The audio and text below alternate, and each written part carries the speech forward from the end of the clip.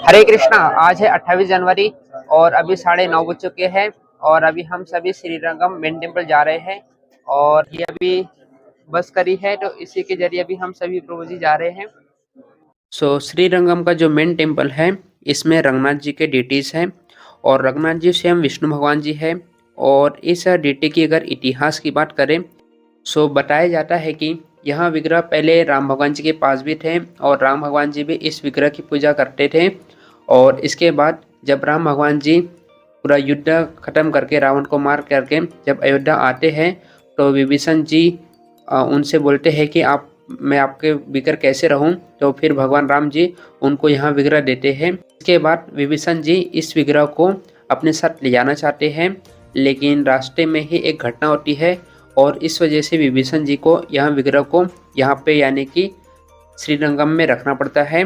तो इस तरह विभीषण जी के जरिए भगवान रंगनाथ जी श्रीरंगम में आते हैं। यह टेम्पल तमिलनाडु में श्रीरंगम शहर है तो उसी में ये टेम्पल है और इसके जस्ट पास में ही कावेरी नदी है।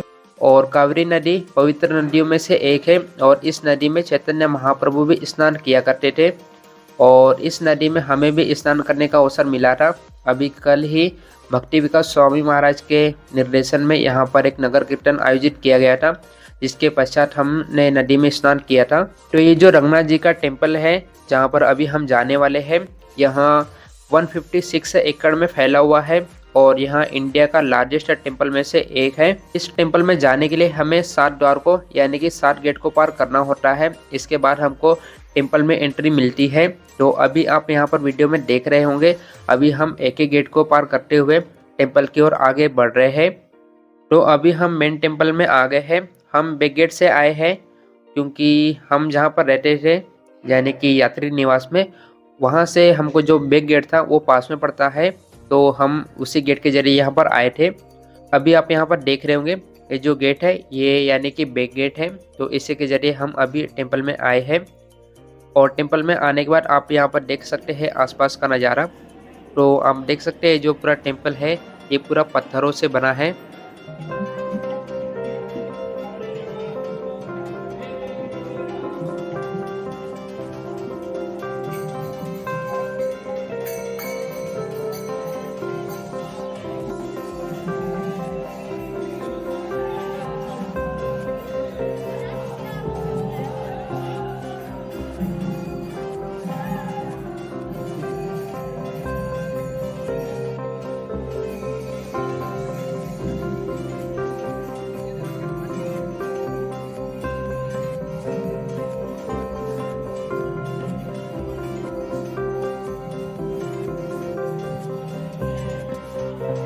तो अभी आपने ये जो छोटी सी क्लिप देखी, ये टेम्पल का एक बहुत ही छोटा भाग है क्योंकि टेम्पल ये जो है ये 156 एकड़ में फैला हुआ है और आप अंदाज़ा लगा सकते हैं इससे कि जो टेम्पल है ये कितना विशाल होगा।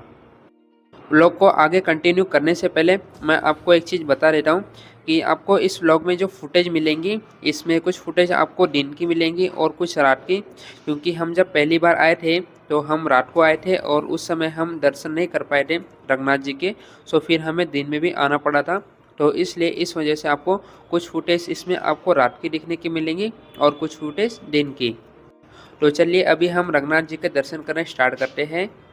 जैसे कि प्रभु जी अपने लेक्चरों में बताते हैं कि हमें भगवान का दर्शन करने से ज़्यादा इम्पोर्टेंट है कि हम भक्तों का दर्शन करें, क्योंकि भक्तों के जरिए ही हमें भगवान मिलते हैं।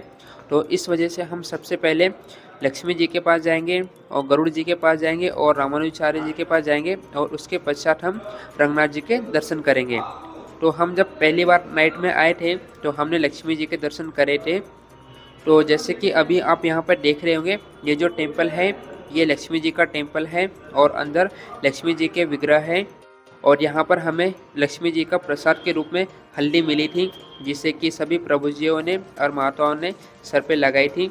तो मैं आपको लक्ष्मी जी की अंदर की विग्रह तो नहीं बता सकता क्योंकि अंदर मोबाइल ले आना अलाउ नहीं था। बाकी आप टेम्पल के बाहर का नज़ारा देख सकते हैं।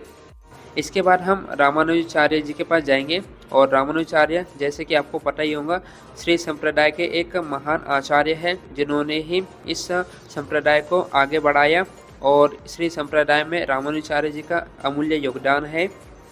तो अभी आप ये जो देख रहे हैं टेम्पल, ये रामानुजाचार्य जी का समाधि टेम्पल है और यहाँ पर अभी भी रामानुजाचार्य जी का 1000 वर्ष पुराना शरीर है।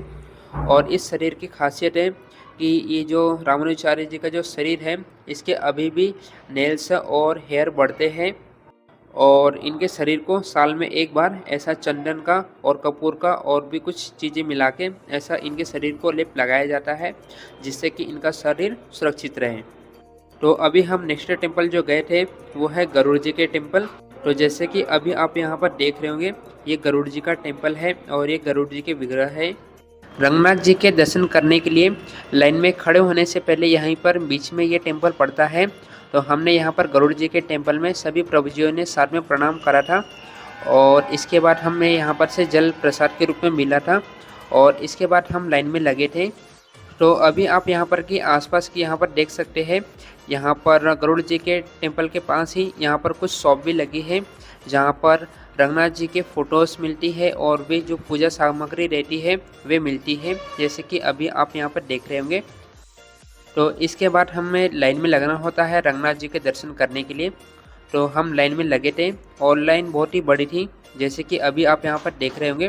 तो हमने जो दर्शन करे थे वो शनिवार था और शनिवार के दिन बहुत ही कम भीड़ रहती है, इसलिए हमें दर्शन में बहुत ज़्यादा प्रॉब्लम नहीं गई थी।